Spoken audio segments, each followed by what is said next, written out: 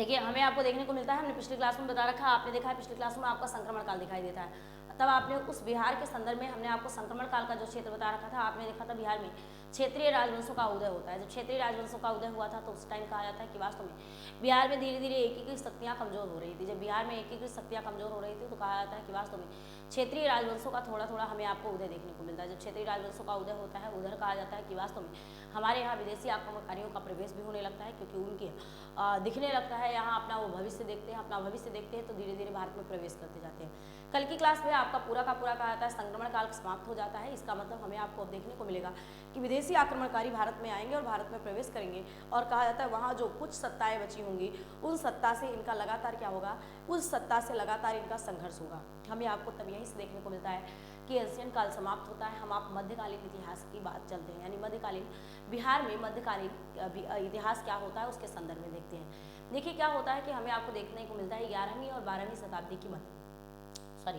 12वीं 13वीं शताब्दी के मध्य उसी समय कहा जाता है कि वास्तव में बिहार के कर्मनाशा नदी का जो क्षेत्र होता है उस क्षेत्र पर आक्रमण की प्रक्रिया चलना शुरू होती है। चूंकि जो बिहार का क्षेत्र होता है उस बिहार के क्षेत्र में उस टाइम पालवंशी शासक इंद्र प्रद्युम्न होता है, और जबकि कहा जाता है कि वास्तव में सेनवंशी शासक जो होता है उस सेनवंशी शासक का नाम होता है लक्ष्मण सेन। उस टाइम बिहार में पालवंशी शासक इंद्र प्रद्युम्न पाल और कहा जाता है सेनवंशी शासक लक्ष्मण सेन का शासन चल रहा होता है, और इसी समय कहा जाता है कि वास्तव में तुर्क आक्रमणकारी यहाँ आक्रमण कर देते हैं। तुर्क जो सेनापति होता है उसका नाम पूछा जाता है, क्या होता है, जो तुर्क सेनापति होता है उसका नाम होता है हुमायूद्दीन। आपसे पूछा जाता है कौन होता है, तो हुमायूद्दीन होता है, कहा जाता है कि वास्तव में उसका सेनापति। लेकिन इस सेनापति का एक सहायक होता है, इस सेनापति का एक सहायक होता है, सेनापति का सहायक है, इसका नाम है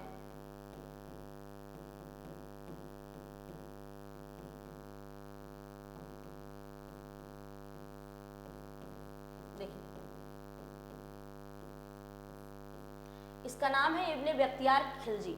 कहा जाता है कि वास्तव में इन लोगों ने आक्रमण किया, और ऐसी स्थिति में हमें आपको देखने को मिलता है कि बिहार के कर्मनाशा नदी तक इन लोगों ने सफल अभियान किया। इसका मतलब जब ये बिहार की कर्मनाशा नदी तक के सफल अभियान करते हैं, इसका मतलब यह क्षेत्र धीरे धीरे इनके अधिकार क्षेत्र में आने लगेगा। हमें आपको देखने को मिलता है कि बिहार में धीरे धीरे तुर्क सत्ता की स्थापना शुरू हो जाती है। ये पूछा जाता है कि बिहार में तुर्क सत्ता की स्थापना कब से शुरू होती है। बिहार में हमें आपको जो तुर्क सत्ता की स्थापना देखने को मिलती है वास्तव में इसी यानी 12वीं और 13वीं शताब्दी के उत्तरार्ध के तक हमें आपको देखने को मिलना शुरू हो जाती है।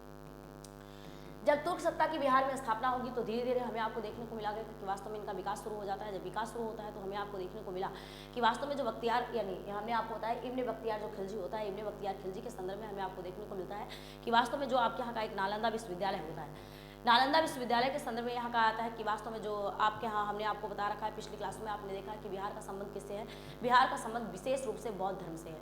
यानी कहा जाता है गौतम बुद्ध का वहाँ विशेष संदर्भ था, और आपने देखा था जब मैंने आपको नालंदा विश्वविद्यालय बताया था तो आपने देखा था किस तरीके से नालंदा विश्वविद्यालय की स्थापना हुई थी। जाहिर सी बात है कि यहाँ वास्तव में बौद्धों के विरोधियों के संदर्भ में यहाँ कौन आता है, ये जब कहा जाता है तुर्क सत्ता की स्थापना कर लेता है तो वास्तव में इस धर्म को तो अब रहने नहीं देना है, यानी किसी अन्य धर्म को स्थापित करवाना है, क्योंकि धीरे धीरे वो अपना विकास चाहेंगे। तो इसी समय हमें आपको देखने को मिलता है कि वास्तव में बौद्ध धर्म के विरोधियों ने नालंदा विश्वविद्यालय को नष्ट करने की प्रक्रिया शुरू कर दी। इसी समय कहा जाता है जो इब्ने बख्तियार आपका खिलजी होता है, धीरे धीरे कहा जाता है नालंदा विश्वविद्यालय वो और कई सारे और विरोधी जो बौद्ध धर्म के विरोधी होते हैं, कहा जाता है वो नालंदा विश्वविद्यालय को नष्ट करने की प्रक्रिया आरंभ कर देते हैं। इसी में हमें आपको देखने को मिलता है कि वास्तव में नालंदा विश्वविद्यालय नष्ट कर दिया जाता है, यानी पूछा जाता है कि वास्तव में नालंदा विश्वविद्यालय को नष्ट करके बख्तियार ने किस शहर की स्थापना की।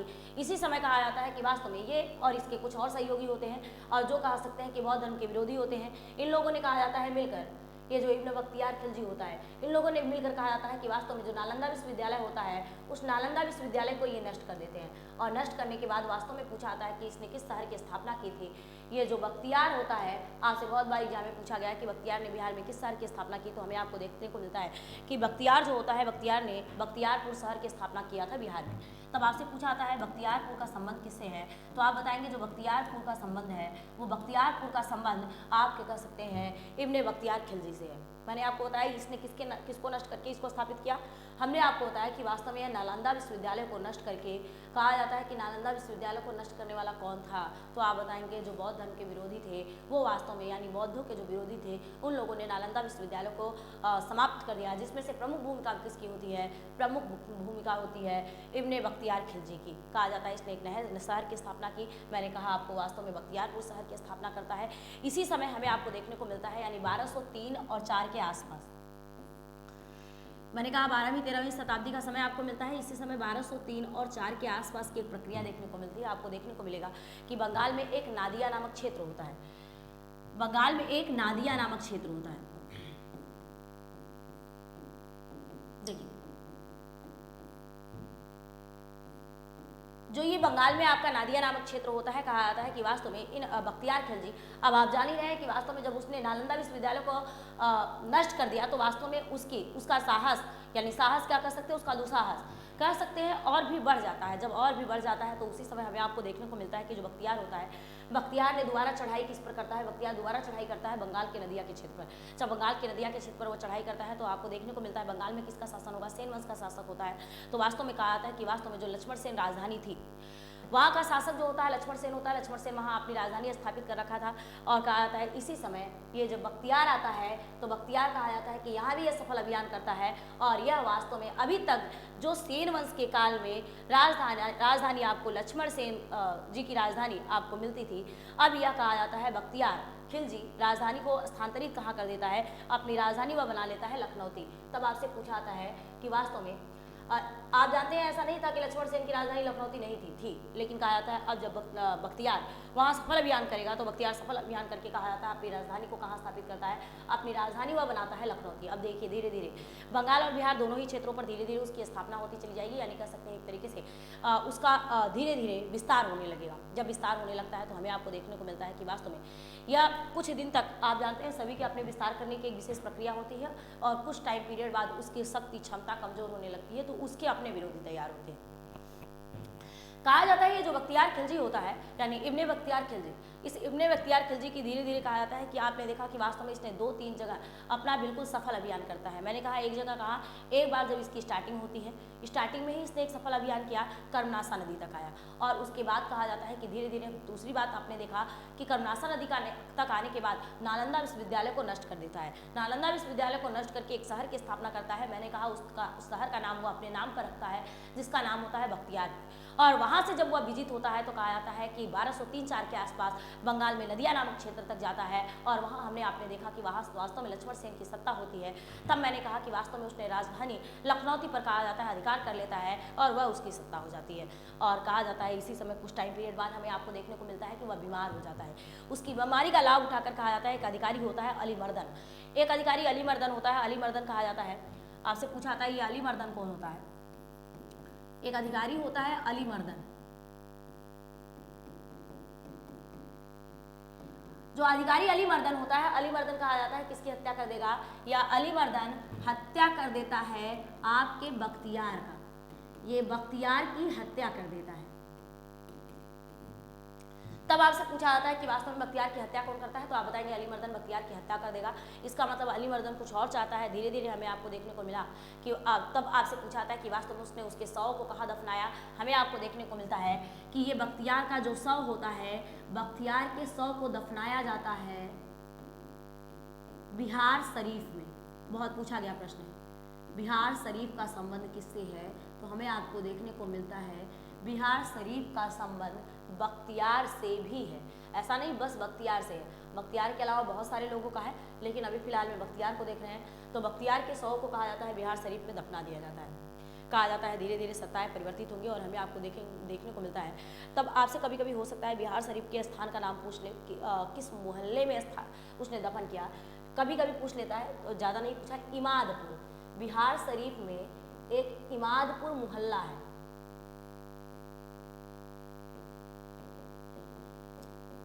बिहार शरीफ के इमादपुर मोहल्ले में कहा जाता है उसे दफन कर दिया जाता है।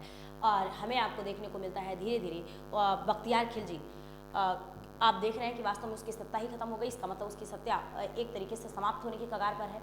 तब यही हमें आपको देखने को मिलेगा धीरे धीरे एक नए वंश की स्थापना होगी। और इसी समय कहा जाता है कि वास्तव में आप जानते हैं कि गजनी और गौरी का काल चलता है, तो गजनी और गौरी का बिहार के साथ संबंध है नहीं है वो चीज़ें हम आपको बताते हैं, बस आप सुनिएगा।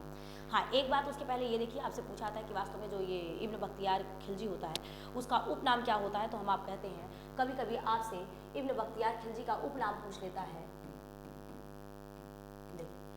तब आप उसे बताएंगे कि उसके उपनाम की प्रक्रिया हमें आपको देखने को मिलती है। गाजी इख्तियार पूछाता है किसे कहा जाता है, तो आप बताएंगे जो गाजी इख्तियार नाम है, वैसे तो इसका नाम क्या था, वैसे आपने देखा कि वास्तव में इब्न बख्तियार खिलजी इसका नाम होता है, लेकिन इसके उपनाम की बात करते हैं तो गाजी इख्तियार इसका उपनाम होता है। इसका मतलब आपने देखा कि वास्तव में बिहार में तुर्क सत्ता की स्थापना का श्रेय किसे जाता है, हमें आपको देखने को मिलता है बिहार में तुर्क सत्ताओं को स्थापित करने का या उसके विस्तार का श्रेय हमें आपको अगर देखने को मिलता है तो वास्तव में जो सेनापति हुमायूद्दीन होता है उसका वास्तव में सहयोगी जो होता है इब्न बख्तियार खिलजी, उसी के कारण कहा जाता है बिहार में इनका प्रवेश होता है। अब आप मेरी बात सुनेगा, धीरे धीरे क्या होगा, अब वास्तव में आपने देखा कि इसकी हत्या कौन कर देता है, मैंने अभी बताया अली मर्दन इसकी हत्या कर देता है बख्तियार की हत्या करेगा तो एक अलग राजवंशों की स्थापना की एक अलग सत्ता की स्थापना होगी। तब आप देखिएगा सत्ता की स्थापना किस तरीके से होती है।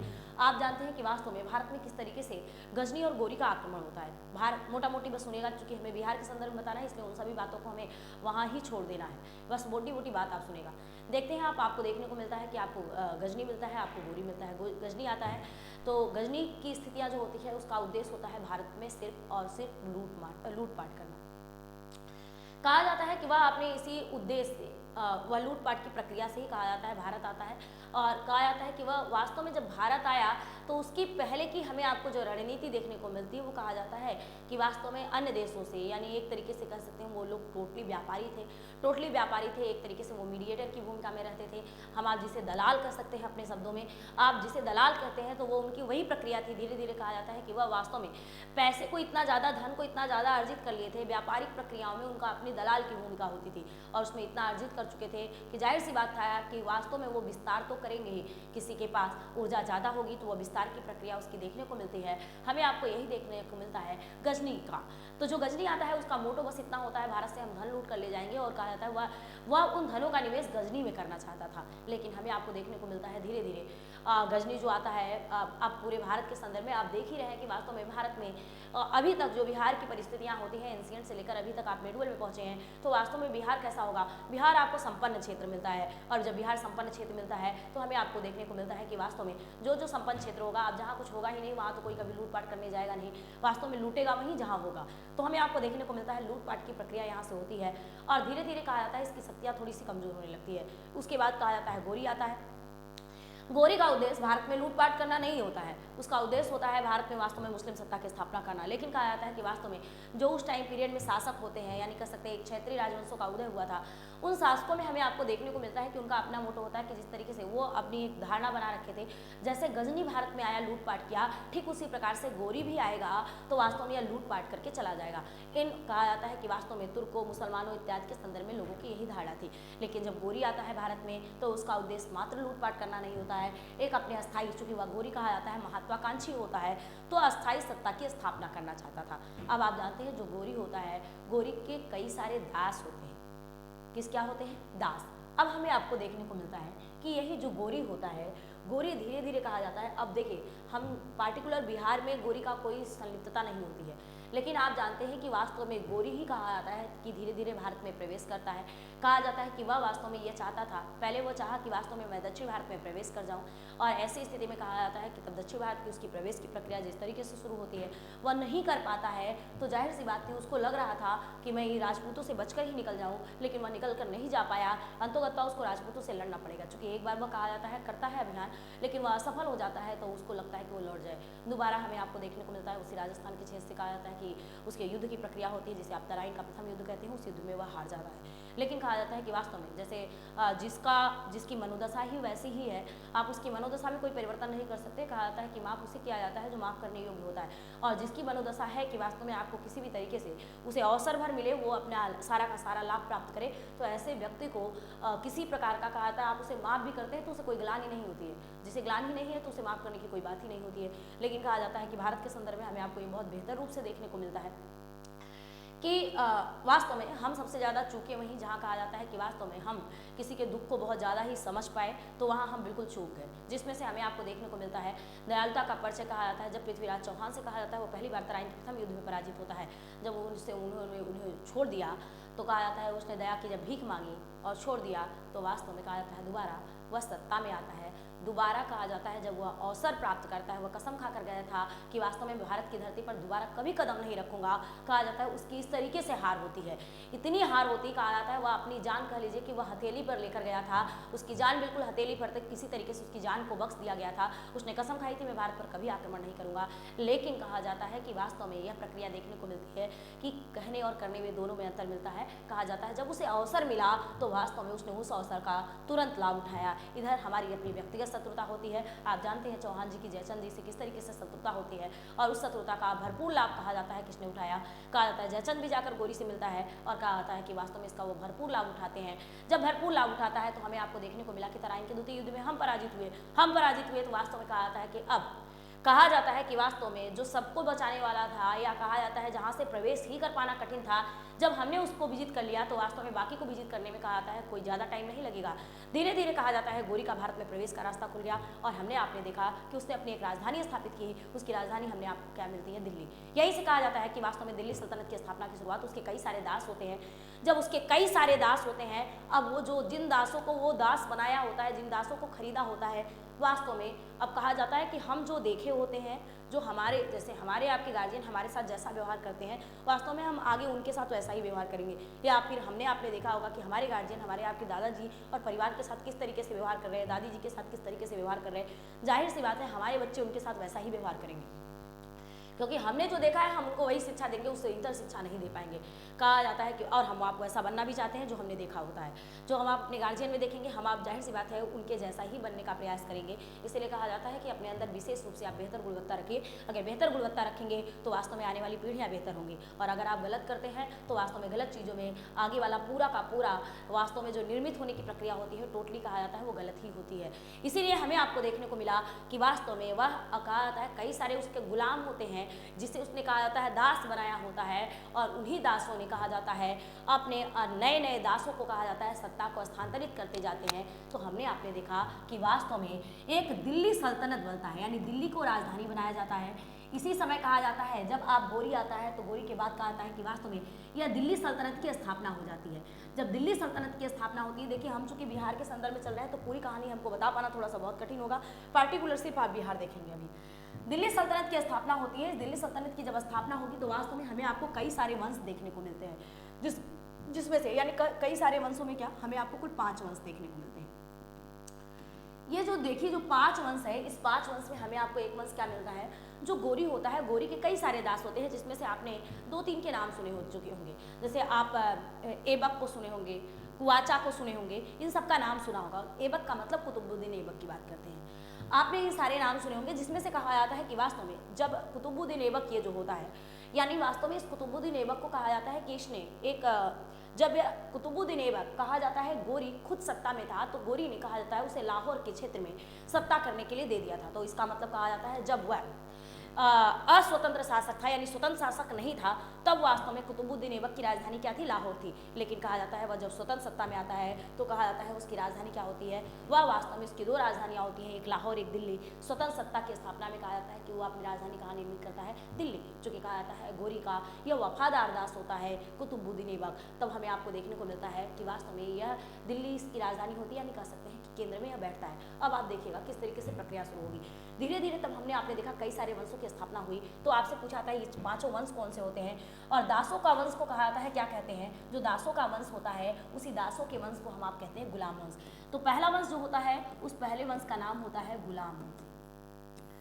आपसे पूछा जाता है कुल कितने राजवंश हुए, मैंने कहा आप बताएंगे कुल 5 राजवंश हुए। इस पहले राजवंश का नाम होता है गुलाम वंश। आपसे पूछा जाता है कि वास्तव में जो दूसरा राजवंश होता है वो कौन सा राजवंश आता है। जो दूसरा राजवंश आता है, कहा जाता है बाद में खिलजियों ने सत्ता स्थापित कर ली, किस लिए कैसे स्थापित कर ली वो हम आपको बता रहे हैं। ये आपका खिलजी वंश होता है। हमने आपने देखा कि दूसरे वंश की स्थापना होती है खिलजी वंश की।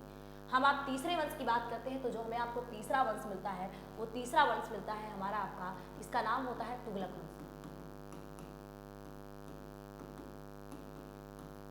हम आप चौथे राजवंश की बात करते हैं तो ये चौथा जो राजवंश होता है इसका नाम होता है सैयद राजवंश।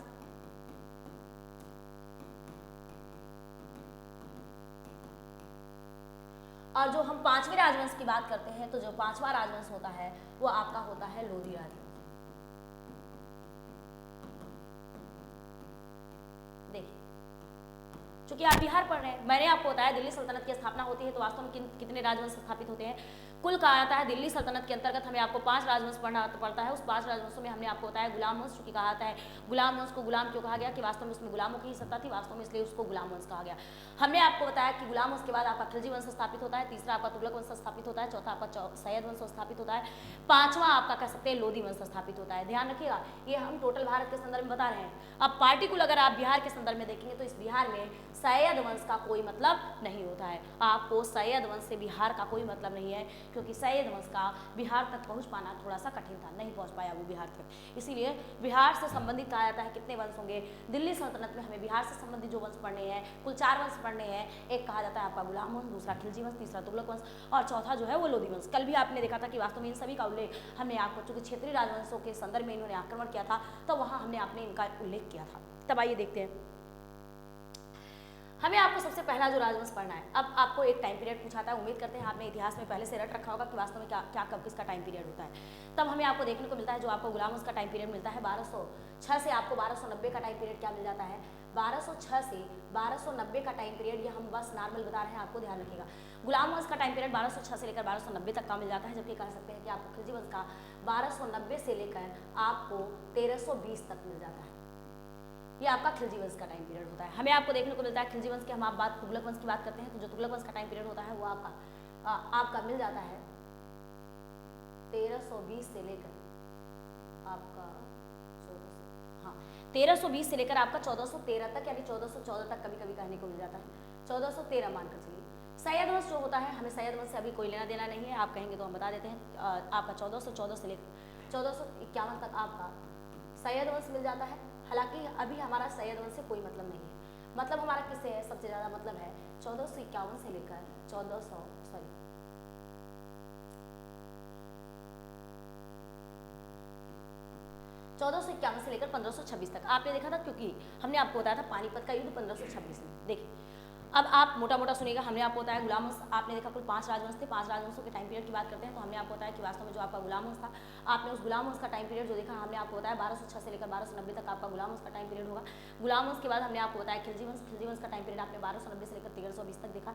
नेक्स्ट हमने आपको बताया तुगलक वंश, तुगलक वंश 1320 से लेकर आपने 1414 तक देखा, यानी 13 कभी कभी मिल जाता है, वहाँ चूंकि स्वतंत्र सत्ताओं की बात होती है। फिर सैयद वंश आपने देखा 1414 से लेकर 1451 तक होता है, और लास्ट में हमने आपको बताया लोधी वंश जो होता है 1451 से लेकर 1526 तक का टाइम पीरियड होता है। अब हमें आपको जो देखना है, यहाँ के प्रमुख शासकों को देखना है। तब हमें आपको जब बात करेंगे, सबसे पहले हम आप गुलाम वंश की बात करेंगे। देखिए, वास्तव में इसमें तो होते हैं कुल 11 शासक आपको, लेकिन हम यहाँ 9 शासक होते हैं, लेकिन हम आपको पूरे के पूरे शासकों का उल्लेख नहीं कर सकते। हम वास्तव में यहाँ केवल और केवल बिहार से संबंधित जितने शासक हैं, हम बिहार से संबंधित शासकों के बारे में ही बता सकते हैं। उसके अलावा हम यहाँ किसी को नहीं बताएंगे। जब आपको पार्टिकुलर इतिहास पढ़ाएंगे तब इतिहास में हम आपको टोटल बताएंगे, एक एक के बारे में विस्तृत बताएंगे। यहाँ हम आप फिलहाल देखते हैं कि वास्तव में गुलाम वंश में कौन होता है। आपने देखा गोरी का दास कौन होता है, कुतुबुद्दीन ऐबक होता है। गोरी का दास कुतुबुद्दीन ऐबक होता है, तो वास्तव में वह कुतुबुद्दीन ऐबक दिल्ली की सत्ता को स्थापित करता है, यानी दिल्ली की सत्ता प्राप्त करता है। यानी कह सकते हैं हमें आपको पहला शासक कौन मिलता है, हमें आपको एक शासक मिलता है कुतुबुद्दीन ऐबक। हम नाम पूरा ले रहे हैं, नाम शार्ट में लिख रहे हैं, तो आप समझने का थोड़ा सा प्रयास करिएगा। जो कुतुबुद्दीन ऐबक होता है, अब आपसे पूछा जाता है कि वास्तव में बिहार यानी तुर्क राजवंश की स्थापना करने वाला कौन होता है, क्योंकि आप जानते हैं जो गोरी होता है, गोरी एक तुर्क होता है, तो कहा जाता है तुर्क राजवंश की स्थापना करने वाला कौन था, आपका गोरी था। लेकिन हम आप जब बात करते हैं कि गुलाम वंश की स्थापना होती है, उस गुलाम वंश की स्थापना करने वाला कौन होता है, हमें आपको देखने को मिलता है गुलामों की स्थापना करने वाला, यानी मोहम्मद गोरी का दास कहा जाता है। कुतुबुद्दीन ऐबक ने लगभग 1191 में उस एकता के तहत कहा जाता है कि वास्तव में इस दास को सत्ता दी गई थी। कहा जाता है कि वास्तव में इसने 1191 में गोरी ने इसे कहा जाता है सत्ता दे दी थी और यह सत्ता को प्राप्त कर लिया था। तब कुतुबुद्दीन ऐबक कहा जाता है, यहाँ से उसकी शुरुआत होती है। लेकिन बिहार के संदर्भ में इसका कोई विशेष रोल नहीं होता है। अब इसी के बाद कहा जाता है कि वास्तव में कई और सारे शासक होते हैं, लेकिन उससे हमारा कोई मतलब नहीं होता है। एक आता है आपका इल्तुतमिश। इल्तुतमिश किसका दास होता है, वो भी कहा जाता है कि वास्तव में जो इल्तुतमिश होता है ये इसका दास होता है। हमें आपको देखने को मिलता है बिहार एक शासक होता है इल्तुतमिश। अब देखिए, देखिए मैंने कहा यहाँ हमें केवल और केवल बिहार में जो विशेष रूप से जिसका उल्लेख है उसी को मिलना है। जो इल्तुतमिश होता है, कहा जाता है कि वह वास्तव में दास होता है, लेकिन कहा जाता है दास के साथ साथ कहा जाता है कि वफादार होता है, विश्वासपात के साथ साथ यह इसका दामाद भी होता है। अब कहा जाता है जो हमें आपको इल्तुतमिश के संदर्भ में देखने को मिलता है, इल्तुतमिश कहा जाता है कि धीरे धीरे वह विस्तार की प्रक्रिया करता है। बिहार के संदर्भ में नहीं, वैसे थोड़ा बहुत आप जानते हैं। तो बिहार आपसे पूछा था कि इल्तुतमिश का संबंध किससे है, चालीसा गुट का गठन वठन किसने किया था, इल्तुतमिश ही। और आप जानते हैं रजिया सुल्तान इन्हीं की पुत्री थी, इल्तुतमिश जी की ही, मोटा मोटी आप जानते हैं। कहा जाता है कि वास्तव में इसने जो प्रशासन शासन प्रणाली स्थापित की वो बेहतर शासन प्रणाली स्थापित की थी। तब आपसे पूछाता है कि वास्तव में बिहार को दिल्ली सल्तनत के अधीन करने वाला प्रथम शासक कौन था। ध्यान रखिएगा, हमें अभी आपसे कोई लेना देना नहीं है, किसी चीज से नहीं लेना देना, बिहार से संबंधित बात करनी है। एक सेकंड, सॉरी। देखिए आपसे आप ये पूछा जाता है जो बिहार होता है, बिहार को दिल्ली सल्तनत के अधीन करने वाला कौन था। तो आप बताएंगे बिहार को दिल्ली सल्तनत के अधीन करने वाला शासक जो था वो कौन था, इल्तुतमिश था। पहला पॉइंट ये, बिहार को दिल्ली सल्तनत के अधीन करने वाला शासक कौन था। हम पूरी बात नहीं लिख रहे हैं, उम्मीद कर रहे हैं आप सुन रहे हैं, समझ रहे हैं, तो आपको सारी चीज़ समझ में आ रही है। बिहार को दिल्ली सल्तनत के अधीन करने वाला शासक कौन था, कहा जाता है इल्तुतमिश होता है। दूसरी बात आपसे पूछी जाती है कि दूसरा इसका इल्तुतमिश का क्या संबंध होता है। बिहार में अपना पूछा जाता है प्रथम सूबेदार किसने नियुक्त किया था। कहा जाता है जब इल्तुतमिश सत्ता में आता है तो कहा जाता है बिहार में अपना प्रथम सूबेदार नियुक्त करता है। आपसे पूछा था उस प्रथम सूबेदार का मतलब नाम क्या होता है, मलिक जानी।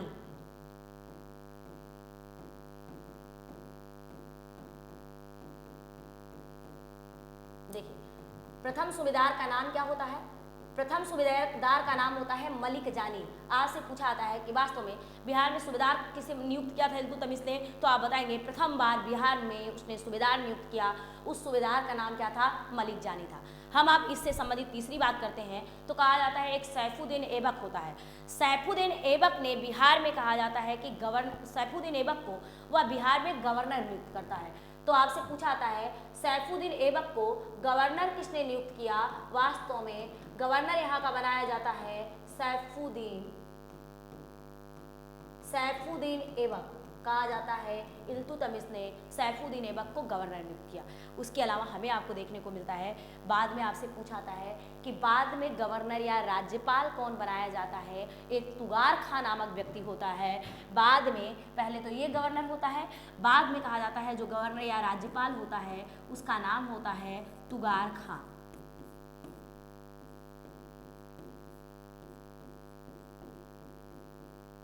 उसका नाम होता है तुगार खां। देखिए इल्तुतमिश का संबंध कहा जाता है कि वास्तव में बिहार के संदर्भ में इतना है। मैंने 4 बातें बताई हैं, आपको 4 बातें बिल्कुल रट जानी चाहिए। मैंने आपको बताया पहली बार बिहार को दिल्ली सल्तनत के अधीन किसने किया, इल्तुतमिश कहा जाता है। इस गुलाम वंश में कहा जाता है इल्तुतमिश एक शासक होता है जिसने कहा जाता है पहली बार यानी दिल्ली की सत्ता पर जो वो बैठा तो वास्तव में बिहार को दिल्ली के अधीन कर लिया। दूसरी पॉइंट हमने आपको बताया जब बिहार को दिल्ली के अधीन करेगा तो वास्तव में वहाँ किसी न किसी को शासक बनाएगा। तब आपने देखा सूबेदार वहाँ का किसे नियुक्त किया, प्रथम सूबेदार वहाँ का कहा जाता है मलिक जानी को नियुक्त करता है। हमने आपको बताया कि वहाँ का गवर्नर किसे नियुक्त करता है, प्रथमतः वह सैफुद्दीन ऐबक को वहाँ का गवर्नर नियुक्त करता है। बाद में आपको देखने को मिलता है कि वहाँ का गवर्नर यानी राज्यपाल कौन बनाया जाता है, तुगार खां। अब देखिए मैंने कहा कि वास्तव में इसके बाद तो रजिया वजिया आएगी और इनकी कहा जाता है कि इनकी पत्नी का ही शासन हो जाता है, इन्हीं का पुत्र जो होता है उसको सत्ता में कर देते हैं चालीसा गुट वाले। लेकिन हमारा उनसे कोई लेना देना नहीं है, ना अभी बिहार के संबंध में रजिया जी का कोई मतलब है, ना कहा जाता है कि वास्तव में उनकी माँ का कोई संदर्भ है, तो यहाँ हम उनको नहीं देखेंगे। अगला शासक जो आता है यानी बिहार के संदर्भ में हमें आपको देखने को मिलेगा बलबन। कौन मिलता है, बलबन। ये बलबन क्या होता है, बलबन आपसे पूछाता है बलबन के संदर्भ में एक बात समझ में आती है। आपसे पूछाता है रक्त और लौह की नीति किसने अपनाई थी, यानी रक्त और लौह की नीति अपनाने वाला कौन था, आपका बलबन था। बलबन ने यह चीज़ कहा जाता है कि क्या यह रक्त और लौह की नीति सर्वप्रथम क्या हमें आपको इसी काल में देखने को मिलती है, तो आप बताएंगे ऐसा कुछ भी नहीं है।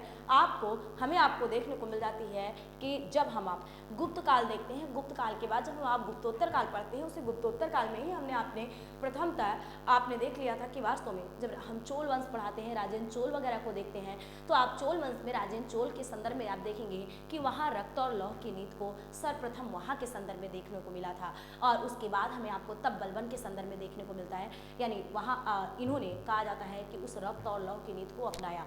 तब बलबन के संदर्भ में एक नाम आता है रक्त और लौह की नीति। पूछा आता है किसका सिद्धांत है, किसका नियम है, तो आप बताते हैं बलबन का। लेकिन बलबन का बिहार के साथ क्या संबंध है? कहा जाता है अपने शासनकाल में जब बलबन कहा जाता है दिल्ली की सत्ता पर बैठता है, तो आप जानते हैं कि बलबन उसके पहले बहुत षड्यंत्र करके कहा जाता है वह सत्ता प्राप्त करता है, और बहुत षड्यंत्र करके सत्ता प्राप्त करता है। तो उसके पहले कहा जाता है वो षड्यंत्र करके एक दूसरे व्यक्ति को सत्ता दिलवाया होता है, और उसके बाद कहा जाता है कि किसी को समझ में भी ना आए कि हमने सत्ता प्राप्त कर ली, बाद में उस व्यक्ति को सत्ता से हटाकर, और बाद में कहा जाता है सत्ता को कौन प्राप्त करता है, बाद में सत्ता को बलबन प्राप्त करता है, और किसी को भनक तक नहीं लगती है कि वास्तव में इस बलबन ने उसकी हत्या करवा दी। तब हमें आपको देखने को मिलता है जब दिल्ली की सत्ता पर बलबन बैठता है, तो बलबन का बिहार के साथ क्या संबंध होता है? जो आपका बिहार में गया नामक क्षेत्र होता है, बिहार के गया क्षेत्र को कहा जाता है दिल्ली के अधीन करने वाला शासक कौन था? देखिए, बिहार को दिल्ली के अधीन करने वाला शासक कौन था? तो इल्तुतमिश था। अब पूछा जाए बिहार का जो गया वाला क्षेत्र होता है, बिहार का जो गया वाला क्षेत्र होता है, गया के क्षेत्र को दिल्ली के अधीन करने वाला शासक कौन था? जो गया का क्षेत्र था, गया के क्षेत्र को दिल्ली के अधीन करने वाला शासक हमें आपको जो मिलता है वो बलबन मिलता है, क्योंकि आपने देखा है कि गया का धर्मों के संदर्भ में बहुत विशेष संबंध है, चाहे वो बौद्ध धर्म हो, चाहे वो आपका कह सकते हैं सनातन धर्म हो, आप जिसे हिंदू धर्म कहते हैं, जो भी धर्म कहते हैं, या फिर कह सकते हैं जिसे आप ब्राह्मण धर्म कहते हैं, जो भी कह लें, आप उन धर्मों से भी देखते हैं कि वास्तव में गया का बहुत भयंकर संबंध है, यानी अधिकतम से अधिकतम धर्मों का उदय आपको गया के क्षेत्र से मिल जाता है, और कह सकते हैं संबंध आपको गया के क्षेत्र से मिल जाता है। तब आपसे पूछा जाता है कि गया को दिल्ली के अधीन करने वाला कौन शासक था, तो आप बताते हैं कि वास्तव में बलबन था। आपसे पूछा जाता है कि वास्तव में इसका उल्लेख हमें आपको कहाँ से मिलता है? वास्तव में कहा जाता है कि जिसका ये हमें आपको ये देखने को मिलता है, एक राजा होता है, उस राजा का नाम होता है वनराज। एक राजा था, उसका नाम था वनराज। इसका वर्णन हमें ये मिलता है, पूछा था गया का वर्णन हमें कहाँ से मिलता है कि वो बलबन ने उसको अपने यानी दिल्ली के अधीन कर लिया था। वनराज नामक एक राजा होता है, उसी राजा के अभिलेख से पूछा आता है कि कौन से, यानी उसी की प्रशस्ति से कहा जाता है, इसकी जानकारी मिलती है कि वास्तव में जो गया था, गया किसके अधीन हो गया? दिल्ली के अधीन हो गया, और बलबन के कारण। नेक्स्ट बात मिलती है, कहा जाता है कि लखनौती का शासक कौन बनता है? तुगरिल खां। जो आपका तुगरिल खां होता है, कहा जाता है लखनौती का शासक यानी बलबन की अधीनता स्वीकार कर लेता है। तब आपसे पूछा आता है कि किसके काल में लखनौती का शासन किसकी अधीनता स्वीकार करता है? इसी के काल में जो लखनौती होती है, जो लखनौती का शासक होता है,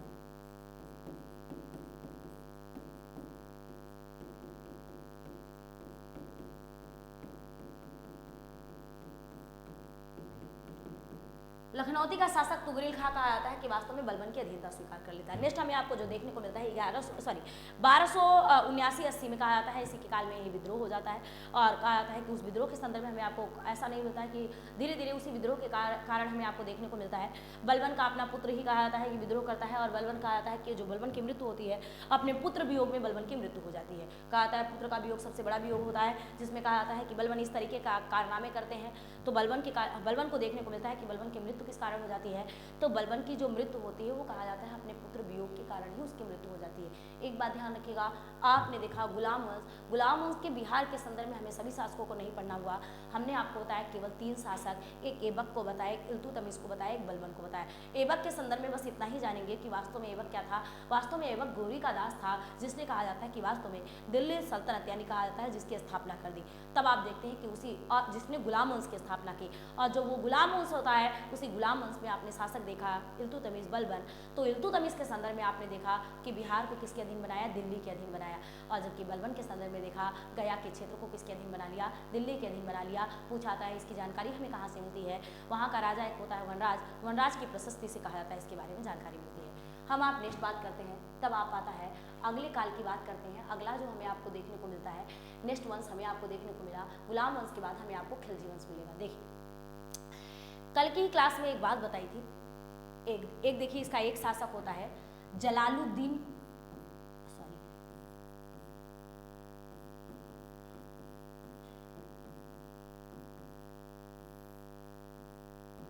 एक शासक होता है जिसका नाम होता है जलालुद्दीन खिलजी। देखिए अब क्या होता है, धीरे धीरे कहा जाता है कि वास्तव में कोई भी होता है अपनी सत्ता के एक निश्चित, चूंकि यहाँ गुलाम वंशों का अंतिम शासक क्यूमर्स होता है और बाद में कहा जाता है उस क्यूमर्स को सत्ता से अवध्वस्त करके कहा जाता है खिलजी जो होता है वह उसका संरक्षक बनता है। तो धीरे धीरे कहा जाता है कि वह वास्तव में उसकी सत्ता धीरे धीरे कमजोर हो चुकी होती है। बाद में कहा जाता है कि वह वास्तव में किस वंश की स्थापना कर लेता है। कहा जाता है कि वास्तव में अब गुलाम वंश से यह सत्ता निकलकर खिलजियों के हाथों में आ जाती है। जब खिलजियों के हाथों में आ जाती है, खिलजियों को बहुत अधिक संघर्ष नहीं करना पड़ा था सत्ता के लिए, तो आप कहा जाता है दिल्ली की सत्ता पर कौन बैठ जाता है, खिलजी बैठ जाता है दिल्ली की सत्ता पर। जब खिलजी दिल्ली की सत्ता पर बैठता है तो हमें आपको देखने को मिलता है कि वास्तव में वहाँ का एक शासक होता है जलालुद्दीन फिरोज खिलजी, जिसे आप कहते हैं। जब जलालुद्दीन फिरोज खिलजी आता है तो पूछा जाता है कि वास्तव में जलालुद्दीन जो फिरोज खिलजी होता है वह क्या बनाया जाता है, 1290 के आसपास दिल्ली का सुल्तान बनाया जाता है। जब 1290 के आसपास दिल्ली का सुल्तान बनाया जाएगा तो अभी आप देखेंगे मस्त बात नहीं है, दिल्ली का सुल्तान ही बनता है। कुछ बिहार के संदर्भ में इसका कोई विशेष वर्णन नहीं मिलता है, लेकिन जब हमें आपको इसके बाद अलाउद्दीन आएगा,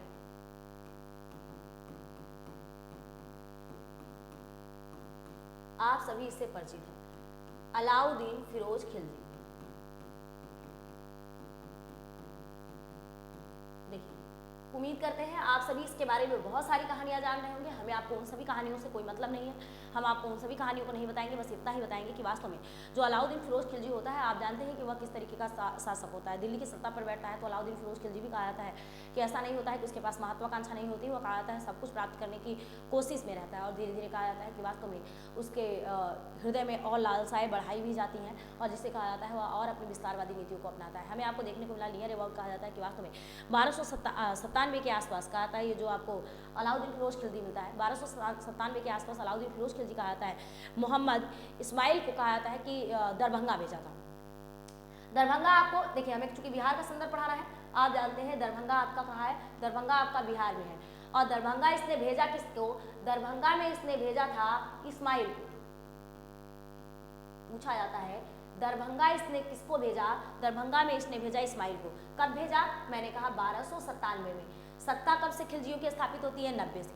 1297 में जैसे कहा जाता है कि दरभंगा के क्षेत्र में उसको भेजता है, कहा जाता है कि वहाँ का एक राजा होता है, वहाँ का जो राजा होता है, कहा जाता है जब ये इनको दरभंगा भेजते हैं तो कहा जाता है इनकी सेनाओं को पराजित कर देता है, सेना पराजित हो जाती है। कहा जाता है कि वास्तव में इसका प्रसिद्ध सेनापति कौन होता है, इसका प्रसिद्ध सेनापति एक होता है, यानी कह सकते हैं अलाउद्दीन फिरोज खिलजी का जफर खां। आपसे पूछा जाता है, बहुत बार पूछा गया है जफर खां किसका सेनापति होता है, तो आप बताएंगे जफर खां जो सेनापति होता है अलाउद्दीन खिलजी का सेनापति होता है। कहा जाता है कि वास्तव में इसके काल में इसने मंगोलों के विरुद्ध कहा जाता है लड़ता रहा, और लड़ते लड़ते कहा जाता है मारा जाता है। तो हालांकि हमारा उससे कोई मतलब नहीं है, बस लेकिन अलाउद्दीन खिलजी पढ़ते हैं तो उसके संदर्भ में पूछा जाता है। नेक्स्ट बात करते हैं, कहा जाता है कि वास्तव में खालसा भूमि अधिक पैमाने पर कब विकसित हुई। कहा जाता है जो अलाउद्दीन खिलजी होता है इसी के काल में खालसा भूमि कहा जाता है अधिक पैमाने पर विकसित होती है। तो खालसा भूमि का संदर्भ पूछा जाता है किससे है, अलाउद्दीन खिलजी से। आपसे पूछा जाता है कानून का संबंध, यानी एक होता है जबलित कानून। आपसे पूछा जाता है जबलित कानून किससे संबंधित है, अलाउद्दीन खिलजी से संबंधित है। और आपसे एक बात पूछी जाती है, देखिए उत्तर भारत में हमें आपको देखने को मिला, ये आपका जो उत्तर भारत का क्षेत्र होता है, आप देखिए आप जब अलाउद्दीन खिलजी को पार्टिकुलर पढ़ेंगे, जब हम आपको अलाउद्दीन खिलजी पढ़ाएंगे तब आप देखेंगे कि वास्तव में उसने उत्तर भारत अभियान किया, दक्षिण भारत अभियान किया। जब आप उत्तर भारत और दक्षिण भारत अभियान की बात करते हैं तो देखिए ये उत्तर भारत की बात करते हैं, तो इस उत्तर भारत में यहाँ बिहार आ जाता है। कहा जाता है उत्तर भारत में आपका बिहार आ जाएगा, तो बिहार के संदर्भ में जो अभियान किया सो किया। अब ऐसी स्थिति में हमें आपको देखने को मिलता है, पूछा जाता है कि वास्तव में दक्षिण भारत में उसका अभियान कौन किया। उसका एक सेनापति होता है मलिक काफूर, जिसका संबंध आप देखेंगे कि वास्तव में जो आपके कोहनूर हीरा वगैरह से भी किस तरीके से है वो आप अलाउद्दीन खिलजी में पढ़ते हैं। तब आप देखेंगे कि वास्तव में दक्षिण भारत में उसका अभियान करने वाला कहा जाता है कि वो सेनापति कौन होता है। तो आपसे कई बार पूछा गया, इसलिए हमने आपको बता दिया, आप बताते हैं कि मलिक काफूर है। लेकिन बस केवल और केवल बिहार के संदर्भ में इतना ही जानेंगे। इनके संदर्भ में आपसे एक बात और पूछी जाती है कि जो गंगा नदी का क्षेत्र होता है, ये देखिए ये आपको बिहार में गंगा नदी होती है। ये जो बिहार में गंगा नदी होगी, तो गंगा जो नदी है बिहार को हमने आपको बताया 2 भागों में बांट देती है, उत्तर बिहार और दक्षिण बिहार। जो उत्तर भारत और दक्षिण बिहार को बांटती है, तो आपसे पूछा जाता है गंगा के दक्षिण में किसका अधिकार था, गंगा के उत्तर में तो हमें आपको खिलजियों का अधिकार मिलने लगता है, किंतु गंगा के दक्षिण में ध्यान रखिएगा किसका अधिकार था, तुर्कों का अधिकार था।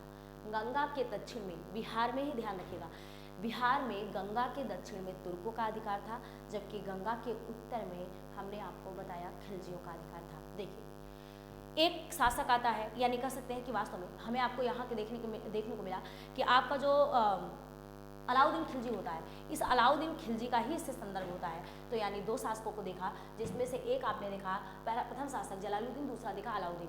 अलाउद्दीन के में बस केवल इतना ही ध्यान रखेंगे कि वास्तव में दरभंगा का किससे संबंध है, तो आप बताएंगे दरभंगा का संबंध अलाउद्दीन खिलजी से है। और हमने आपको कल की क्लास में बताया था कि वास्तव में किस तरीके से आक्रमण की प्रक्रिया हुई थी, किस तरीके से नहीं, कल की क्लास में आपने देखा था। हम आप बात करते हैं बिहार के संदर्भ में तुगलक वंश। इस काल में कहा जाता है कि दिल्ली सल्तनत को पूछा आता है, दिल्ली सल्तनत को बिहार पर निर्णायक वर्चस्व कब मिला था। इसी तुगलक वंश के काल में निर्णायक वर्चस्व जो बिहार पर मिलता है, कब मिलता है, तुगलक वंश में। यानी निर्णायक वर्चस्व का मतलब होता है धीरे धीरे पूरे क्षेत्र पर कब्जा कर लेना, यानी पूरी क्षेत्र पर सत्ता को स्थापित कर लेना, मात्र एक एक क्षेत्र नहीं। तब आपसे पूछा जाता है कि वास्तव में बिहार पर निर्णायक वर्चस्व दिल्ली सल्तनत के काल में किसको मिलता है, तो आप बताएंगे दिल्ली सल्तनत में तुगलक वंश जो होता है वह वास्तव में बिहार में निर्णायक वर्चस्व को स्थापित करता है। तब हमें आपको देखने को मिलता है कि वास्तव में आपसे पूछा जाता है बिहार की राजधानी उस टाइम क्या थी। कहा जाता है कि इस टाइम हमें बिहार की राजधानी जो मिलती है बिहार शरीफ। कहाँ मिलती है, बिहार शरीफ। आपसे पूछा जाता है ये बिहार शरीफ कहाँ है, ये आपका जो नालंदा का क्षेत्र है, इसी नालंदा क्षेत्र का ही आपका कहा जाता है कि आपका बिहार शरीफ है। आपसे इसी तरीके से पूछेगा, ध्यान रखिएगा। नेक्स्ट बात करते हैं तो हमें आपको यहाँ एक शासक मिलता है, यानी प्रथम शासक की बात करते हैं तो इसका एक शासक आएगा, हमें आपको देखने को मिलेगा जिसका नाम होगा गयासुद्दीन तुगलक।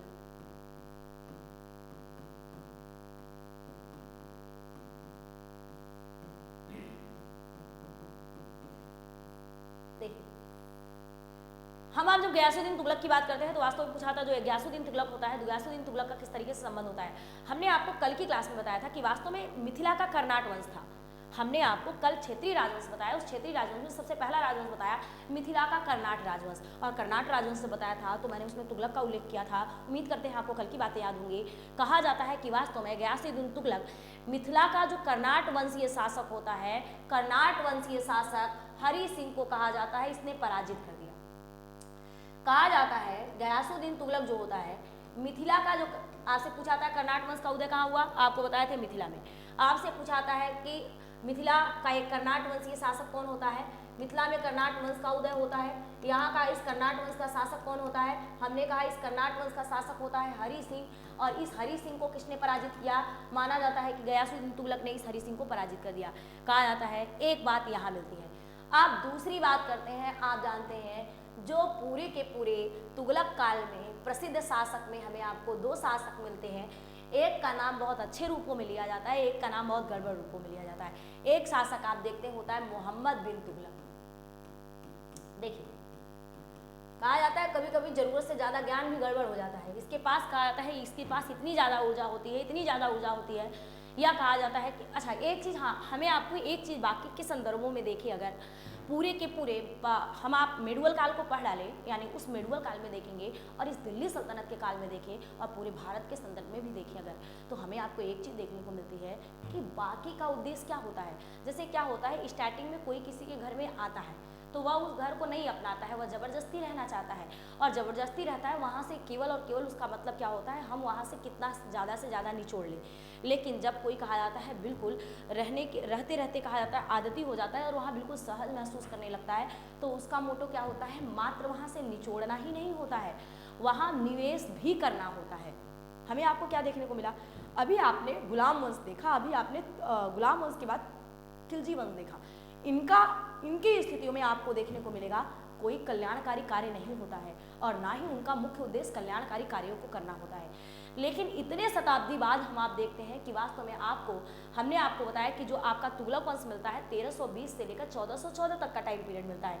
जो 1320 से लेकर 1414 तक का टाइम पीरियड मिलता है आपको देखने को मिलेगा, जब आप पूर्णतः सभी को पढ़ेंगे तो आपको एक बात देखने को मिलेगी कि जो ये तुगलक वंश वाले होते हैं ये पूरे के पूरे तुगलक ही कहा जाता है। कैसे होते हैं, यह वास्तव में बहुत ही निर्माणकारी होते हैं। अभी इनका मूल मोटो कहा जाता है कि वास्तव में क्षेत्र विशेष पर केवल और केवल मात्र कब्जा नहीं है, कब्जे के साथ साथ कहा जाता है बहुत विशेष निर्माण करना है। और हमें आपको देखने को मिलता है कि बाकी के शासकों के संदर्भ में देखें और तुगलक वंश का अगर हम आप तुलना करें तो वास्तव में हमें आपको देखने को मिलेगा कि यह बहुत ही उदारवादी थे। उन संदर्भों में अगर उन दोनों में, उन चारों पांचों में अगर हम तुलना करते हैं और यहाँ तक कि हम आप अगर मुगलों से भी तुलना करते हैं तो हमें आपको सबसे ज़्यादा उदारवादी कौन मिलता है? तुगलक। कहा जाता है कि वास्तव में इसकी अपनी जो मनोदशा थी, और कहा जाता है इन सब की मनोदशा यही थी, केवल और केवल क्या? निर्माणकारी उद्देश्य था।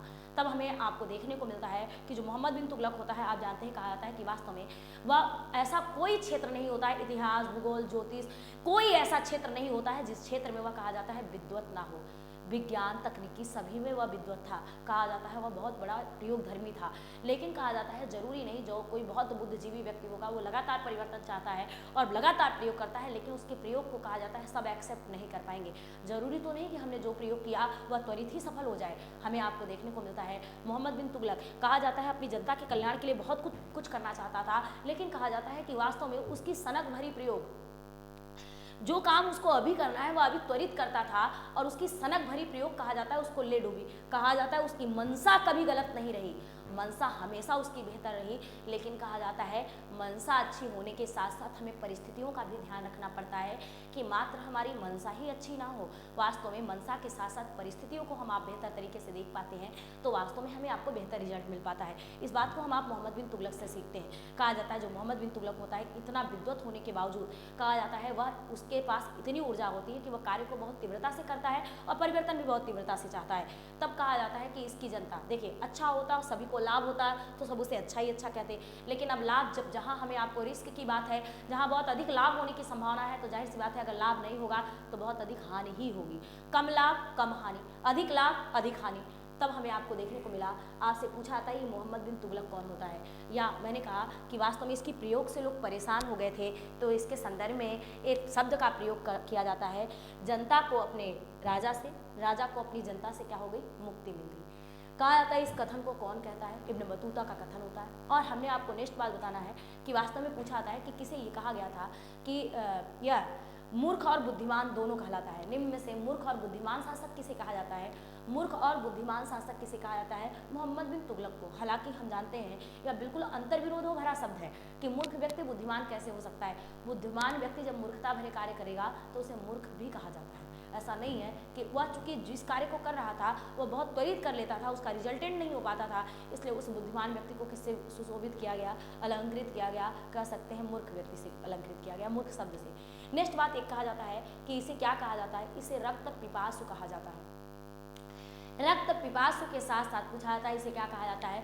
रक्त पिपासु के साथ साथ इसे सनकी कहा जाता है। और आपसे पूछा जाता है और इसे क्या कहा जाता है? इसे पागल कहा जाता है। आपसे पूछा जाता है पागल, सनकी और रक्त पिपासु किसे कहा जाता है? पागल, सनकी और रक्त पिपासु शब्द का प्रयोग किसके लिए किया गया है? रक्त पिपासु शब्द का प्रयोग कहा जाता है आपके मोहम्मद बिन तुगलक के लिए किया गया है। देखिए जो ये आपका मोहम्मद बिन तुगलक होता है, कहा जाता है कि वास्तव में इसने क्या किया? बिहार का विलय दिल्ली सल्तनत में कर लिया। जब बिहार का विलय इसने दिल्ली सल्तनत में किया तो कहा जाता है धीरे धीरे उसका अपना मोटो होता है कि वास्तव में विकास कार्यों को ही करना। इसी के काल में कहा जाता है दरभंगा में एक दुर्ग और कहा जाता है जामा मस्जिद का निर्माण करवाया इसने। आपसे पूछा जाता है कि बिहार में एक दुर्ग यानी दरभंगा में एक दुर्ग और जामा मस्जिद का निर्माण किसने करवाया था? तो आप बताएंगे जामा मस्जिद का निर्माण और दुर्ग का निर्माण कहा जाता है कि आपका मोहम्मद बिन तुगलक ने करवाया था। नेक्स्ट बात करते हैं तो वास्तव में पूछा जाता है इसने राजधानी कहाँ बनाई? आप देखिए क्योंकि यह त्वरित कार्य करना चाहता था, ये संघर्षों से भी बचना चाहता था, इसका मोटो झगड़ा करना नहीं था, इसका मोटो मात्र निर्माण करना था। तो हमें आपको देखने को मिला कि वास्तव में इसने अपनी राजधानी कहाँ बनाई? माना जाता है कि इसने अपनी राजधानी दिल्ली से कहाँ? दिल्ली से आप कहते हैं देवगिरी, दिल्ली से देवगिरी, जिसे आप क्या कहते थे? आप इसी देवगिरी को दौलताबाद, आप बार बार देखिए आपके यहाँ कहावतें भी कही जाती हैं कि वास्तव में दिल्ली से दौलताबाद। तब आपसे पूछा जाता है अपनी राजधानी किसने दिल्ली से दौलताबाद स्थापित की थी? कहा जाता है जो आपका मोहम्मद बिन तुगलक होता है ये अपनी राजधानी दिल्ली से दौलताबाद स्थापित कर लिया। ध्यान रखिएगा मैंने कहा मोहम्मद बिन तुगलक ने बिहार का किस में विलय कर लिया? बिहार का विलय दिल्ली में कर लिया। इसने अपनी राजधानी कहा जाता है दिल्ली से देवगिरी बना ली यानी दौलताबाद स्थापित कर ली। और कहा जाता है पुनः इसने अपनी राजधानी दौलताबाद से कहाँ लाया? पुनः इसने अपनी राजधानी दौलताबाद से दिल्ली लाया। ध्यान रखिएगा पुनः ही अपनी राजधानी कहाँ लाया? दौलताबाद से दिल्ली लाया। आपसे पूछाता है कि वास्तव में इसने दरभंगा का नाम बदलकर क्या रख दिया? तुगलकापुर। आपसे पूछाता है दरभंगा का नाम बदलकर तुगलकापुर किसने रखा? तो आप बताएंगे दरभंगा का नाम बदलकर तुगलकापुर जो रखा था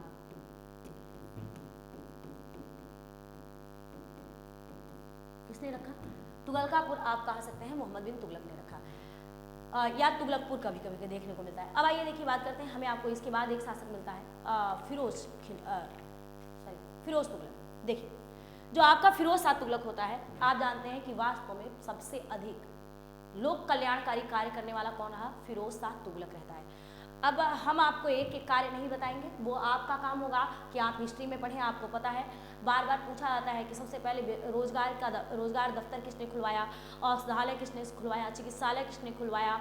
हमने आपने देखा उसने दान की व्यवस्था बनवाई, उसने कहा जाता है बहुत सारे स्कूलों का निर्माण करवाया, विद्यालयों का निर्माण करवाया, उसने कहा जाता है सराय का निर्माण करवाया, नहरों का निर्माण करवाया, आपने देखा यानी सिंचाई व्यवस्था स्थापित करवाई। कहा जाता है कोई ऐसा क्षेत्र नहीं होता जिस क्षेत्र में उसने कहा जाता है लोक कल्याणी कार्य न किया हो। तो आप जानते हैं कि जो अगला शासक आता है फिरोज शाह तुगलक, उस फिरोज शाह तुगलक का संबंध किससे होता है? उस फिरोज शाह तुगलक का संबंध होता है लोक कल्याणकारी कार्यों से।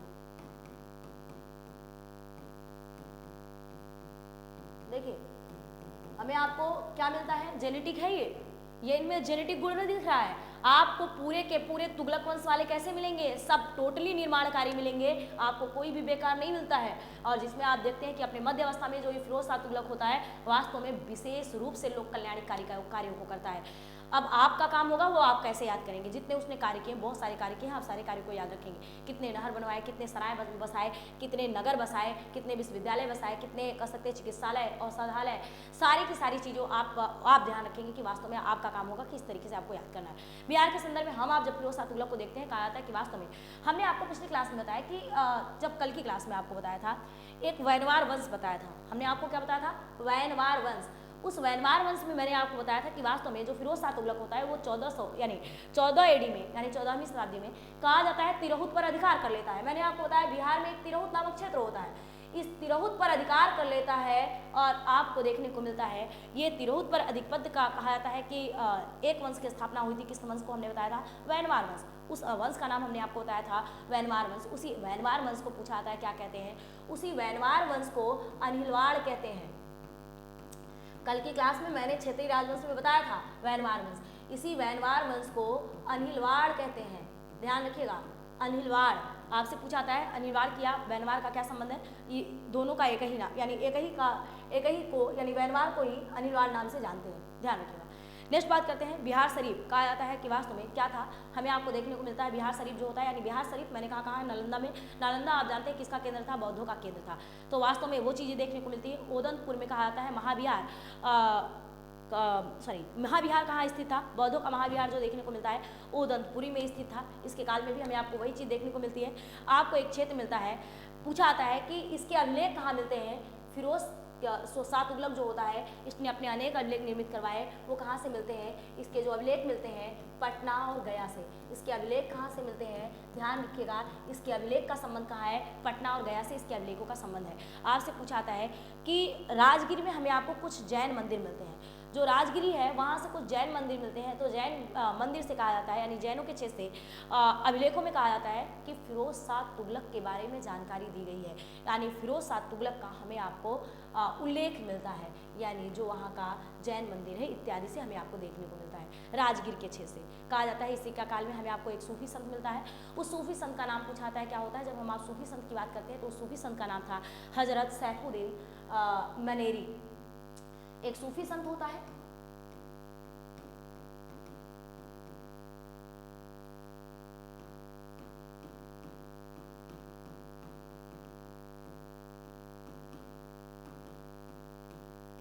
देखिए जो हजरत सैफुद्दीन मनेरी होता है, तब आपसे पूछा जाता है कि वास्तव में हजरत सैफुद्दीन मनेरी सूफी संत होते हैं। तो पूछा जाता है रचना कौन सी करते हैं? इनकी दो रचनाएं होती हैं, एक मलफूजात, इनकी दो रचना होती है, इनकी दो रचना होती है।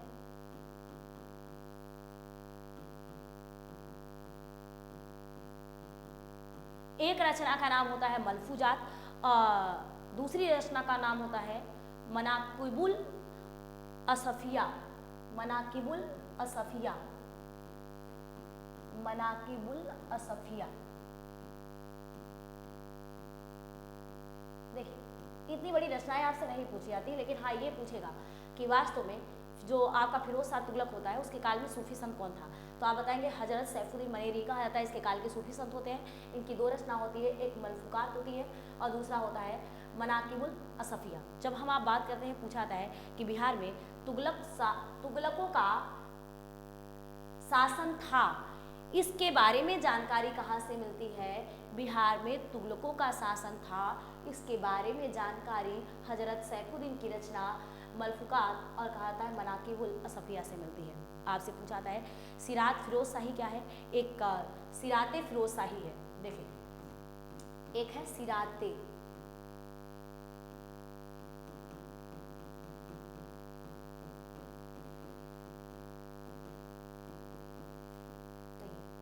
आपसे पूछा था इस सिराते फिरोज शाही का मतलब क्या है? इस सिराते फिरोज शाही में फिरोज था तुगलक द्वारा कहा जाता है शेख अहमद चर्म पोसा से भेंट करने की चर्चा मिलती है। मैंने कहा इस सिरात ए फिरोज शाही से हमें किसके बारे में जानकारी मिलती है कि वास्तव में फिरोज शाह तुगलक ने एक प्रसिद्ध संत, उनका नाम था शेख अहमद चिर्म पोसा, शेख अहमद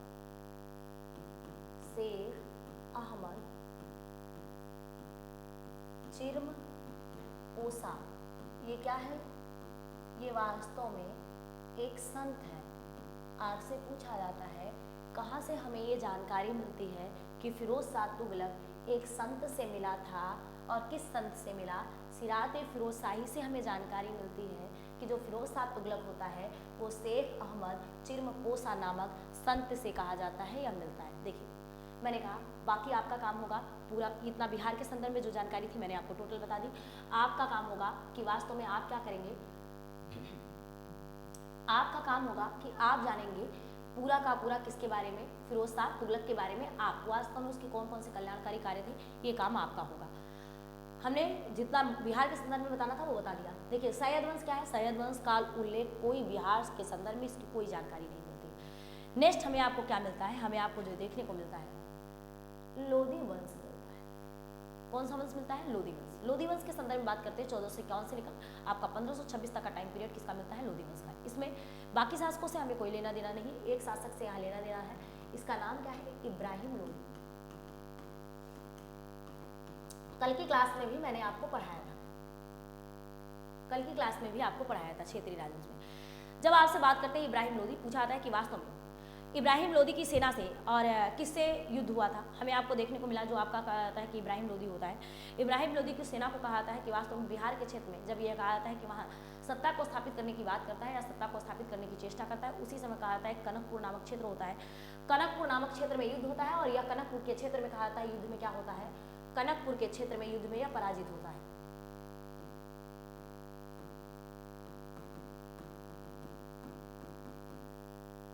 ध्यान रखिए, आपसे पूछा जाता है इब्राहिम लोधी कहाँ पराजित होता है? बिहार के संदर्भ में कनकपुर नामक एक क्षेत्र होता है। वास्तव में जब यह अपनी सेना सहित कहा जाता है कनकपुर में, यह पराजित हो जाता है। 1528 में इसी इब्राहिम लोधी की क्या हो जाती है? मृत्यु हो जाती है। देखिए, 1528 में इसी इब्राहिम लोधी की मृत्यु होती है। आता है इसी का कहा जाता है सुल्तान जो मोहम्मद होता है इब्राहिम लोधी, कहा जाता है कि एक शासक नियुक्त किया था उस समय, अब यानी बिहार के क्षेत्र में। मैंने कल की क्लास में आपको बताया था उसका नाम क्या था? जलालुद्दीन या जलाल खां। कल की क्लास में उम्मीद करते हैं आपको याद होगा, बताया था। मैंने कहा ये इब्राहिम लोधी क्या करता है? वहां एक शासक नियुक्त किया था जिसका नाम क्या था? जिसका नाम था जलालुद्दीन। मैंने कहा इसी का नाम क्या था? जलाल खां। देखिए, ये जो आपको जलालुद्दीन जलाल खां कहा जाता है, वहां का शासक नियुक्त किया जाता है। तो वास्तव में पूछा जाता है कि इसका संरक्षक कौन होता है? इसका संरक्षक जो होता है, ये तो शासक होता है, इसका संरक्षक था फरीद खां। आपसे पूछा जाता है कि वास्तव में इसका संरक्षक कौन होता है? फरीद खां, या इसी को क्या कहते थे? उर्फ शेर खां। फरीद खां उर्फ शेर खां। आपसे पूछा जाता है बंगाल का शासक जो होता है आपका नुसरत शाह। बंगाल का शासक नुसरत शाह बिहार में आक्रमण करता है, और कहा जाता है चूंकि इसे यही इस टाइम शासक होता है, और वह कहा जाता है असफल हो जाता है। यानी हमें आपको देखने को मिलता है कि वास्तव में कुछ टाइम तक बिहार में किसकी सत्ता होती है? कुछ टाइम तक बिहार में लोधियों की सत्ता होती है। अब आप देखेंगे इन्हीं लोधियों के बाद हमें आपको कौन देखने को मिलेगा? अब यह पूरा का पूरा, हाँ अब देखिए मैंने एक नाम लिया फरीद खां, शेर खां। एक बात स्थापित होगी, यहाँ किस वंश का उदय होगा। हमने आपको कल की भी क्लास में बताया था, यहीं से शेरशाह यानी कहा जाता है अफगानों का उदय होता है, यानी हमें आपको शेरशाह सूरी को पढ़ना पड़ेगा।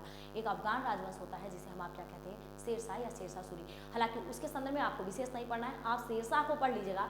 बिहार के संदर्भ में शेरशाह का कोई विशेष उल्लेख नहीं है। किसको पढ़ना है, आप सीधे सीधे मुगल वंश को पढ़ेंगे। मुगल वंश में आपके जो शासक हैं बाबर, हुमायूं, अकबर, जिसमें से ना बाबर का संबंध मिलता है ना हुमायूं का संबंध मिलता है। सीधे हम आप मुगल काल में कहाँ पहुँचते हैं, बाकी जिन शासकों का संबंध है। अब चूंकि अकबर का संबंध इसलिए होगा क्योंकि अकबर शहंशाही हिंदुस्तान था, इसलिए अकबर का संबंध होगा। तो हम आप नेक्स्ट क्लास में हम आप पढ़ेंगे। आज आपका पूरा का पूरा मेडुअल काल में दिल्ली सल्तनत टोटली खत्म हो गया, आपका मुगल काल खत्म हो गया, तो हो जाएगा, तो आपका पूरा का पूरा कह सकते हैं मेडुअल हिस्ट्री खत्म हो गई।